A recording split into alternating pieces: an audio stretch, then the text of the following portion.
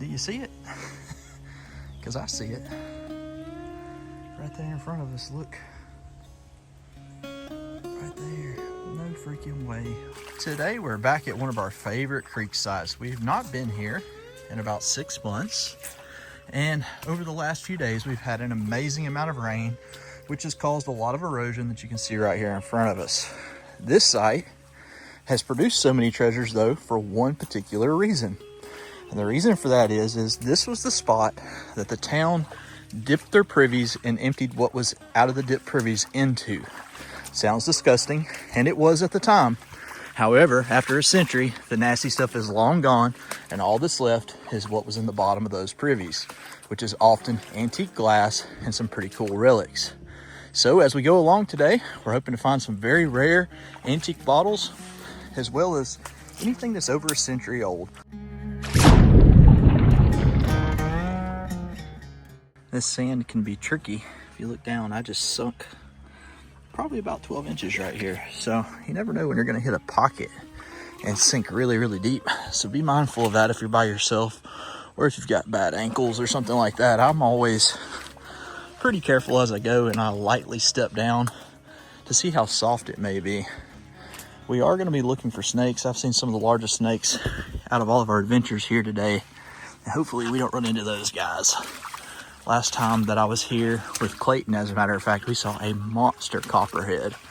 We are going to be weaving in and out because of the debris that has washed in here. So there will be sections where I have to get out onto the bank like I have right now. We have spoken with the landowners though, and we do have permission to be here, so don't worry. So as you look down, you're going to start to see all kinds of stuff like this. This would have been a crown top lid, completely rusted, piece to a cream jar. This is a more modern soda piece. And there are just absolutely tons of pieces of glass in here. As we go though, it does get older, so we're gonna take our time and start to look harder right here as the glass starts to appear. Look at that monster deer that crossed. So we just went from that 1980s top to look at that. That's probably 1870s. That's insane how fast we just got so much older. That's the kind of stuff we're looking for today though, is this really, really old 150 plus year old glass. If you look, looks like there's another neck right there to a cork top. There is another neck to another cork top that I just dropped in there. That one actually looks like it was a piece to a flask. I'm gonna create these little piles. I'm gonna grab as much as I can, but as mentioned, there is so much trash here, we're not gonna be able to get it all. Oh, just a slick. It was enough to give me a jump scare though. I thought that it may have been a good embossed one. Yeah, this is one of the few creeks that I have found medicines in. These bottles are so much thinner than sodas. They usually do not survive, but I guess because of the sand in here, they're preserved. There's something Randy can make some jewelry out of. Top to another cream jar. Looks like we may have a lot of new stuff washed up, so I'm excited. I'm not sure if this is a jug piece or a flower pot. Nope, I was dead wrong. That's a sewer pipe. There we go. What were you? Looks like it's going to be a more modern wine. You can see the federal law prohibits, so the killer made me think it was going to be old, but it wasn't. Here's one of those non-glass relics. You can see the screws on the sides. I believe that would have been to hold a globe on top for a lantern. Definitely a little interesting piece. At least that's what I think it is. If you guys got a different answer, let me know below. Can't tell if it's broken, but there's a bottle right here. Not broken, and it is a cork top, but it's unembossed. You see S&D on the bottom.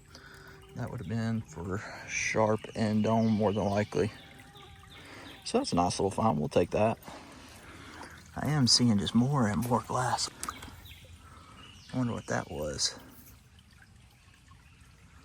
CK and then a BR is all I can make out on it. Whatever it was good, I can tell you that much. Another little catch point. And we've got a cream jar. This one is whole though. These cream jars can be tricky. They can be really old, or they can be all the way up into the 60s and 70s. This one, just based off the shape, makes me think that it's probably a little bit newer. Got a base to an old wine. Let's see what this is. It's like an olive. Yep, another modern, probably held olives or banana peppers. I can tell this is modern, but it's got some neat embossing on it. So let's look at it together. What the heck were you? That's embalming fluid? It says embalming right there. Distinctive embalming. Wow, that's kind of interesting. Bottle made USA Esco. And you got like some kind of scale right there. That's probably worth taking out because anything with embalming fluid on it, people like to collect it. So that one's going in the bag for sure. It is pretty dense in here right now. And I am battling spiders and mosquitoes more than I am snakes today. I mean, I don't guess I can complain about that. At least they won't kill me, but I'm gonna be really, really itchy later. Man, what is that? Some kind of big lid. And there's so much stuff in here. We gotta uncover this together. Look at the crazing on that. Oh, I knew it was gonna be broken. Miranda's gonna be able to make something really amazing out of that though. That's a cool piece. There he goes. Snake kicking right down through there. I knew there'd be at least one. He's more scared of me than I am of him though. Let's see it try me. Oh, it's got a heel chip. This one was from Selma, Alabama. That's still a nice bottle. That one needs to come out with us. There's so much stuff, guys. I know I've said that about 50 times already, but I'm actually pretty daggum amazed right now. There's the lid to a corker. Let me get my camera to focus for y'all. And looks like Listerine, and the glass trail just continues. So first up that I just spotted was a cornflower blue Vicks Vapor Rub. Very common. But as I was walking along, I'm just gonna set this down for just a second. I spotted what looks like a Tabasco sauce. But look right there. That's a good jar. I can tell by the way that it's shaped. And it is whole. Look at that. Ball mason jar. Looks like it's gonna be an earlier one. And we will absolutely take that. Again, you can see down there, number 3. And it does have kind of a mark. That's a big air bubble that you see right there. That's a pretty jar, guys. We will take that all day long. Do you see it? Because I see it. Right there in front of us, look. Right there. No freaking way. What is it?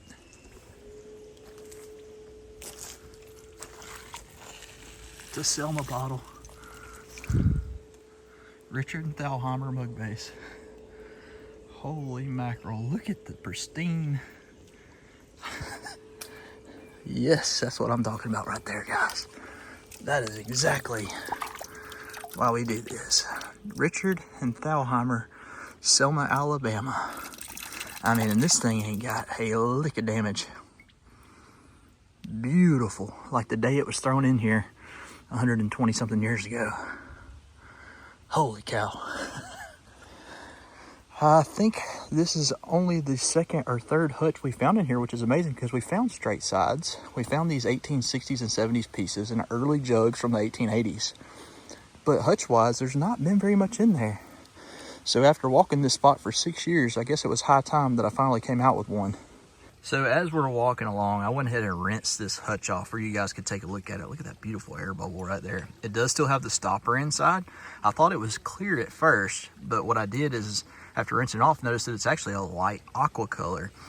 I wanted to point out to you guys that it is a Richard and Thalheimer, as mentioned. This is a circle slug plate that you see around the outside. The mug base refers to the bottom, looking like a beer mug. And on the very bottom of the bottle, hope you guys can see it, maybe not, there's a double stamp Dixie. The double stamp isn't a big deal, but Dixie is the company that made these bottles out of Tallapoosa, Georgia. This gives us a clue to the age. Dixie was only open from 1898 to 1907. So we know this bottle was tossed in here pre-1907, and I am very, very excited to have it because it is in pristine condition. So let's get back to it and see what else we can find. This one's blended in pretty good, but I can see the side to a perfume bottle. These are hard for me to date. It does have a screw top on it, but with these pretty shapes, people still like them. So we need to take it with us too. I have started to see some pieces to some jugs. So this is the spot where I also found that beautiful stencil jug about 4 or 5 years ago. So we are absolutely going to take our time and look into the banks, because that's where I found it was actually washing out of the side of a bank.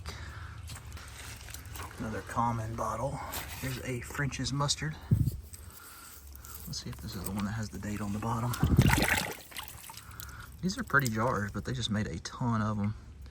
Looks like it is the one that's got the date right there on the bottom. It's pretty weak though on the embossing. Still a good little keeper for people that like to put marbles and stuff like that in there. I do see a bottle to a jug, it looks like right there. While I've got the camera on, let's flip it out together. Oh, they've got a bottom to a big old brown jug. It's that time of year for these bad boys to be out. Keep your eyes peeled if you're out there and don't let them latch on. Another mid. Ah, another slick. This looks pretty interesting. Ah, that was an early top again. Look how drippy that lip is. Another probably 1860s or 70s piece. Man, if I could just find one hole. As mentioned, you don't always keep your eyes in the bottom of the creek. Sometimes you gotta look up on the banks. I spotted this, I can see the measurements.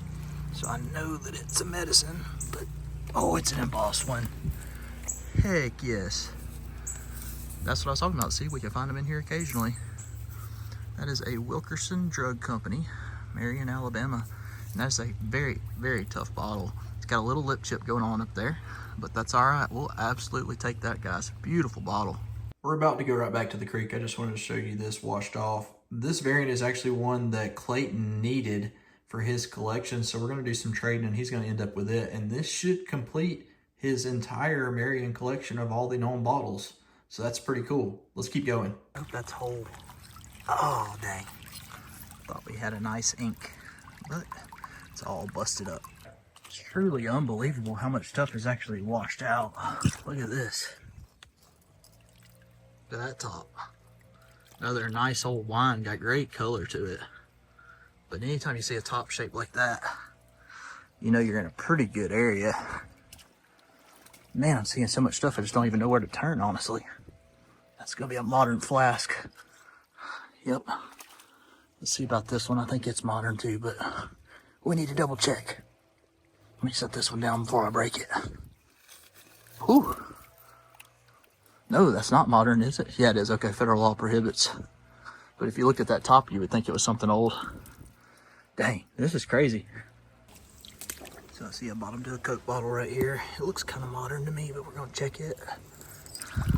Maybe not. Yeah, it's just a Pat D from Selma. And if you look, this is actually the reason I kind of slowed down is I saw the side of this flask sticking out of the bank. Be something good. It is a modern, dadgummit. Thought that was a jug at first, but it looks like it's a, golly. I think it's just an old flower pot. Yep, see the hole in the bottom? Still would have been nice if it would have been whole. So I picked up this neck and I was admiring it, thinking this would be a good guitar slide. That is an earlier bottle too. Look how crooked it is. But look down here. What the heck is that? What is that? Is that old? No. I was about to have a dang heart attack. I was like, holy cow, is that something super old? It's not though. That's a big old bottle. Anyways, the next worth keeping, that would fill my whole backpack up. Things like a gallon. I'm gonna talk about gorgeous. Look at that. Whew. That thing would have been beautiful and early. Look at this piece. I was looking at it for Miranda's jewelry. That'll be one for her for sure. I'm seeing cream jars and glass everywhere, guys. This is all fresh. This bar did not even used to be here, which is fantastic. You can see that the bank moved over here. It appears that there's gonna be a lot of modern, but I want to check them anyways.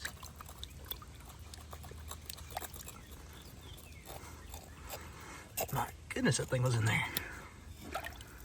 Yeah, that would probably been like an RC Cola or something.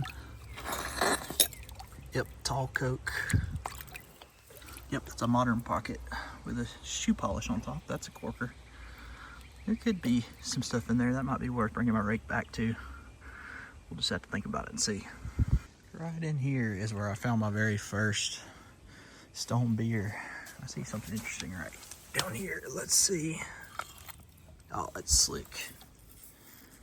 Boy, I thought that may have been a nicely embossed whiskey. Still a nice early cork top.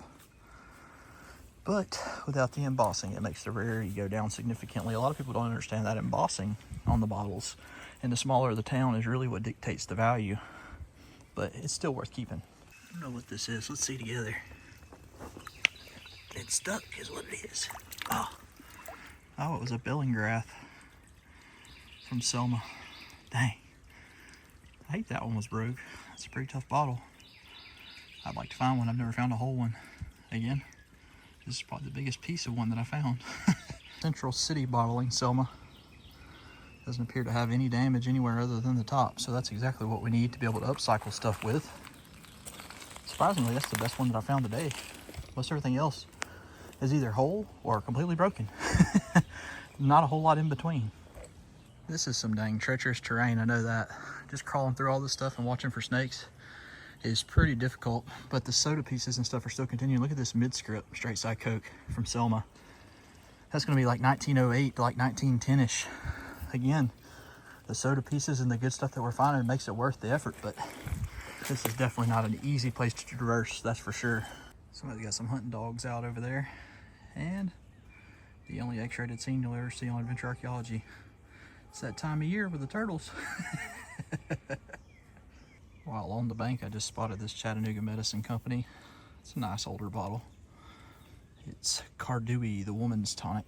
Very common bottle, but it is whole, doesn't have any damage. Can't beat that for a bank find. First button of the day.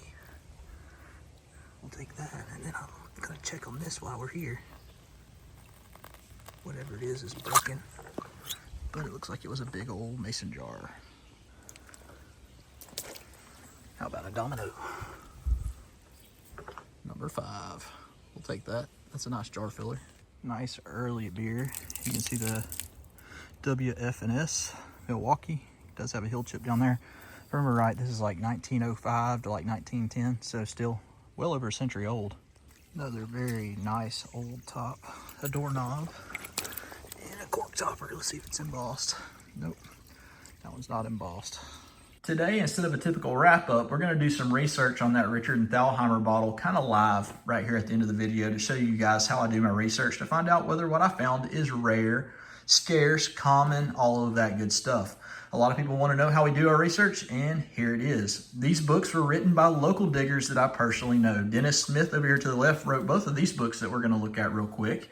And his brother James is one of our mentors that has dug with us on the channel. I've actually reached out to Dennis multiple times to help me identify bottles in the past. This book over here is unpublished, but it was written by my good buddy Tom Lyons back in December of '86. So it's about 40 years old. So a little bit of this stuff has changed, but not a ton. But these books are not out there for the public. I was just lucky enough to get my hands on one. Today, what we're going to do our research in is this book over here. But I highly recommend if you're ever at an Alabama bottle show to stop by Dennis's table and grab a couple of these books because they are phenomenal. The amount of illustrations and stuff that he's got from old advertising is insane, guys. Amazing stuff. This book over here is over 400 pages. It's from Abbeville to York, basically every city and town in Alabama with bottles and all their history that he was able to find. So let's go over here to this unprinted book that you guys will probably never see again. And we're going to go ahead and right out of the gate, I'm going to show you guys something. I always talk to you about rarity, and you want to know how we know about the rarity. Well, right in here is a section. It's section 2 where it says rarity. And on each one of these illustrations that Tom hand illustrated, he's got a rating of either very common, common, relatively scarce, scarce, rare, very rare, or extremely rare. So if you look over here, he breaks it down. More than 65 examples known. 41 to 65, 26 to 40, 16 to 25, 11 to 15, 6 to 10, or 1 to 5. And so there again, if I say I have an extremely rare bottle, that's because we know that there's less than 5 examples known. Let's go ahead though and flip to the Selma section, and I did cheat and mark this so we can flip to it relatively quickly. Hey, look, there's that big hutch that Randy found a couple years back on the channel. And we're gonna go to the Selma section and go right to this Richard and Thalheimer that we found. So you can see there are a bunch of different variants. You have an aqua over here that's scarce. You have aqua and clear over here. This is actually the variant that we found today, the aqua 7 1/4. And you can see that it is rare. So if we flip back to the front up here and look at what Tom had listed as rare, it'll tell us how many are out there or were out there 40 years ago. There were 11 to 15 examples. So this is like 1 of 15 bottles 40 years ago. Now I think quite a bit more have been found since then, but I would still say this is a pretty rare bottle to find, considering I have never found one myself.